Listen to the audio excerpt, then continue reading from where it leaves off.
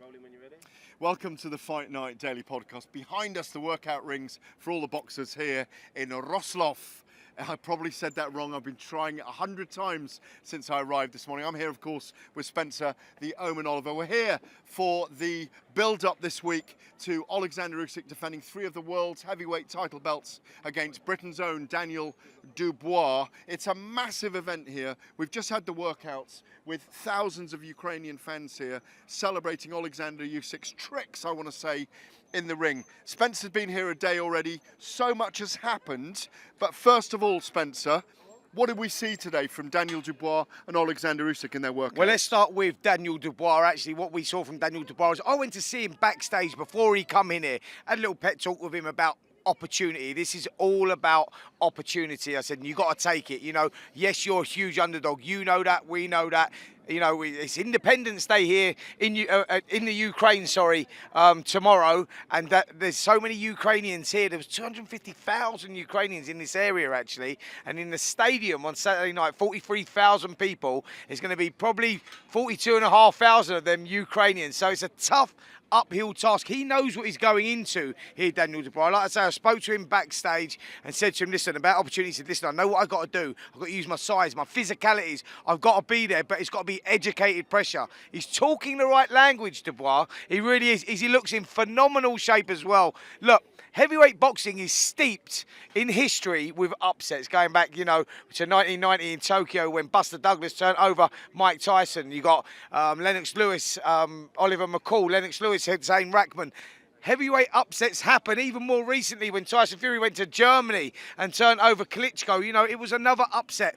Even more recently than that, 4 years ago, yeah. Anthony Joshua and Andy Ruiz. Absolutely. That was a big upset. Yeah. Usyk is a 9-1 favourite. As they dismantle the ring behind us, that's what Dubois got to do, yes, I think, in the first half of the fight. He knows this. Dismantle him. What did we see when he was working out today? He was working the body a lot, which is important. He was throwing shots to the body, he was throwing shots to the chest. As we know, with the boxing IQ of Oleksandr Usyk, if he gets into a rhythm, he's a difficult guy to beat. He's very elusive, and we saw that in the workouts here today. Even though he put on size and he looks like he's developed into a full-blown heavyweight now, he's still very light on his feet, good movement. And what Dubois was working on there, Don Charles with a body bag, who Don Charles is a great trainer with heavyweights as well, and they were working at punching the chest, switching the attacks to the body. So they've got a game plan here, and he knows that he's got to put Usyk on the back foot early, but make him work, pressure him. And get inside. Absolutely. Because all those punches were being thrown from the inside. They were very much mid to close range, weren't they? Yeah. They weren't from range. They were about getting in close, getting in here. You know, you worked that way. I thought he was going to let yourself. him go there. No, I don't. I wouldn't even put a dent in you.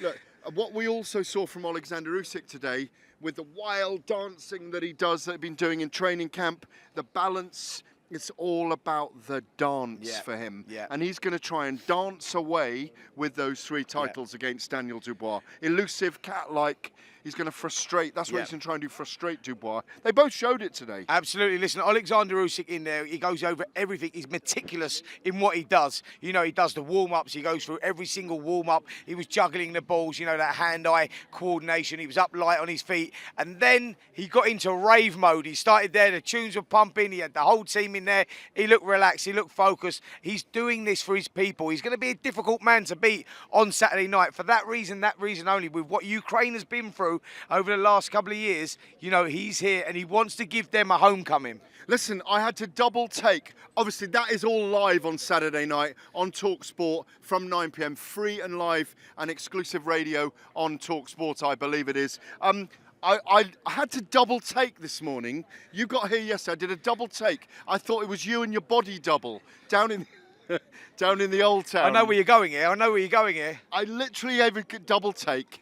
But when I turned around, I couldn't believe it. You were with I was the Prince, baby. The father of Adam Hamed, who's making his professional debut here, the one and only Prince Naseem Hamed. Now, what were you doing rocking the Old Town this morning, historic Old Town with Naseem Hamed? You know how we go. You know, I was with Ed and Pat, and we was just rocking the Old Town, just taking it all in, seeing the sights, the beautiful architecture, because this really is a lovely city. It's fantastic.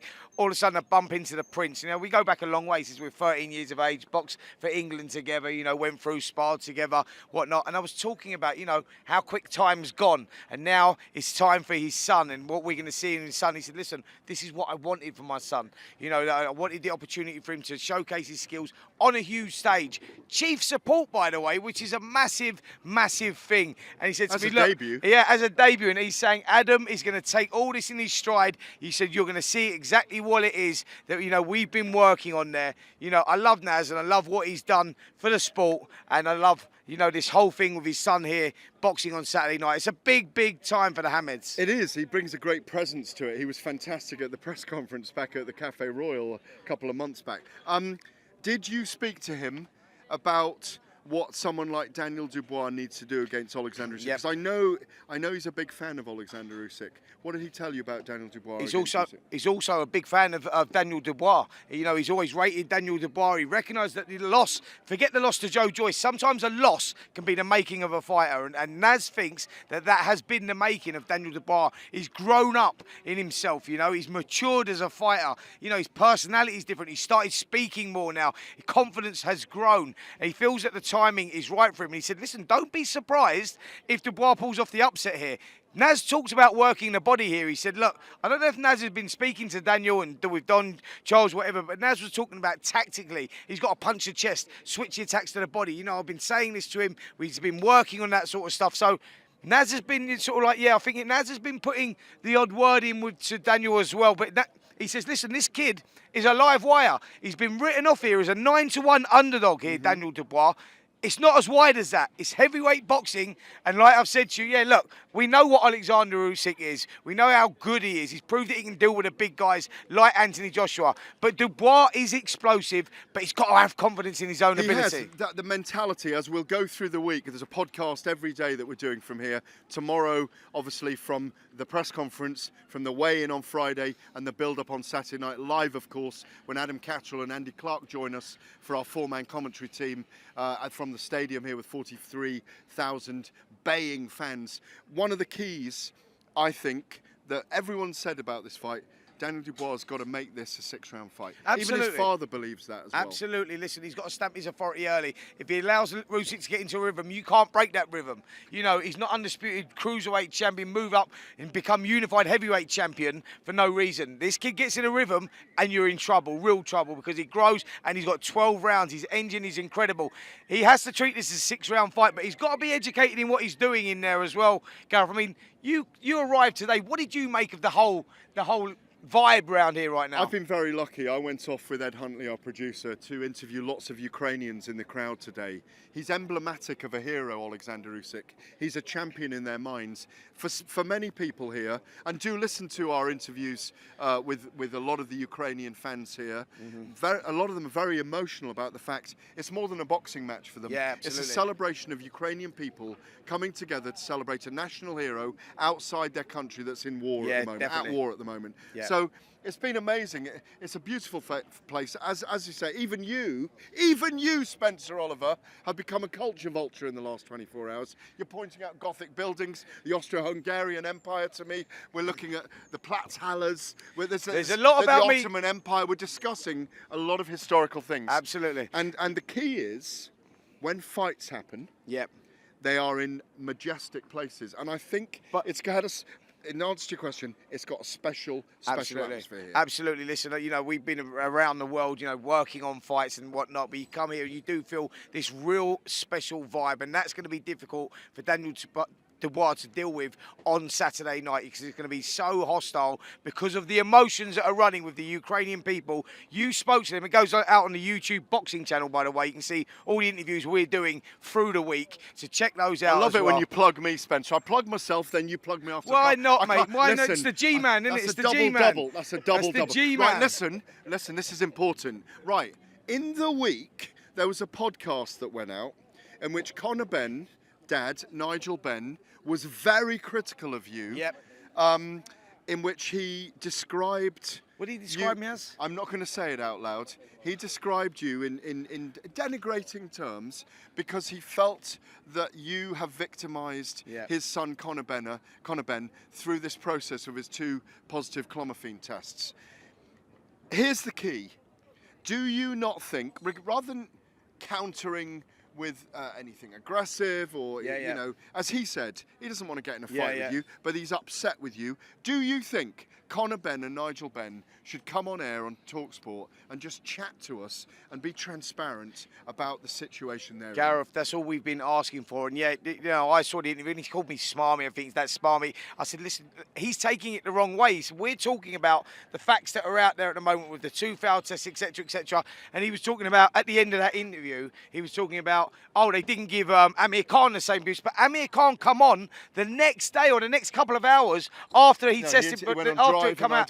That's right. What I'm saying, he come on talkSPORT. All we're saying is, listen, Nigel, come on and explain it. Let's chat about it, talk about it. You can't just be calling us, you know, that we're haters and this and that. No, they left a large vacuum in which there was a lot of talk. We're talking about the facts, but it wasn't. I'm not smarmy and talking about. I'm talking about the facts that are what they are. You know, the whole narrative that's been thrown out that Conor had been cleared, etc., etc. He hadn't. It was all about jurisdiction and suspensions being lifted, but he still has to clear his name. And we're saying, look, come on talkSPORT. Forget slagging me and Simon Jordan off and saying, you know, we're talking like, you know, Simon put out a piece today on talkSPORT as well. He responded to that, saying, listen, mate, we all want Conor to be innocent. We all want him to be innocent, but you've got to come on there and explain your side of it. If you don't do that, if you refuse to come on talkSPORT and give us, you know, your side of events, then we're only going to be talking about what we know. What happened was, because they didn't want to engage at all, because the way they took the narrative,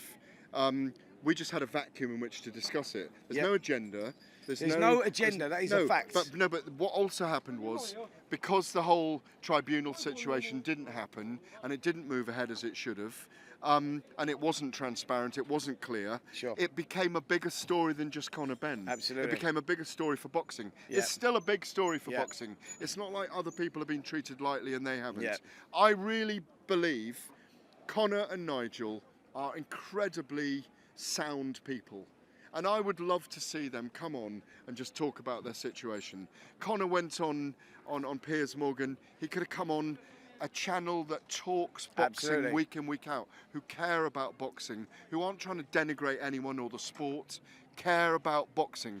A testing process is really important. If something comes up in your system, rightly or wrongly, deliberately or non-deliberately, it has to be clarified. And you know, it's sad for me because obviously we've known these guys a very long time. I would love them to come on. We've all had a relationship with them. We've all had a relationship with these guys. But if you won't come on and talk to us, what can we do about it? And if they feel they're innocent, come and tell us about it. Come and tell the public about it. By the way, Simon put out a great interview today that he done on White and Jordan. I think it's gone out on the boxing YouTube channel as well. Check that interview out with Simon's response to that thing that he done, Nigel done on Spencer Fearon's. What was Spencer Fearon's program? Yeah. We're going around in circles here. You bigged me up twice. I bigged myself up once. You've mentioned that Hold on, wait. When are you going to big me up, mate? Right, here you are. The one and only Spencer the Omen Oliver will join me tomorrow and every day this week for the Daily Pod on YouTube and Fight Night on the podcast stream. Tomorrow we'll be at the presser and I will let Spencer Oliver present the podcast if he buys me dinner and behaves tonight. We'll see you tomorrow. Cheers, Spence.